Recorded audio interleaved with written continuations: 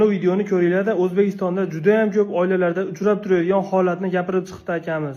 Men davolatishdan qochmayman, davolatsam o'zimni farzandim, o'zimni qizim. Ha bu qizingni o'zi boru qadri yo'qmi uyda? Ha qizingga sovchi bo'lib kelishganda katta va'dalar bergandi. Hamma yo'g'ini o'zim qilaman, hamma narsasini o'zim qilib qo'ydim, va qizingizni bersiz bo'ldi degan edi. Ha mehnatini qilyapti, ota-onasiga qarayapti. Ha bu ozgina dard tortib yotganda haqqi yo'qmi ozgina yotishiga? Qachon bir og'rib qolsa, bor ota-onang davolatadi. Bor ota-onang davolatadi deb jo'natishaveradi. Sog'lom bo'lib qolsa, olib ketishib mehnatini qildirishadi. Qachon bir nevaring og'rib qolsa ham, darrov ota-oniga bor deb otasi jo'natadi nega? Men davolatishdan qochmayman. Vazifam qizim, farzandim, jigarim. Kuyoving ham sal mas'uliyatni his qilsinmi? Buni bunaqa yezalayligini bilganimda bermasdim qizimni.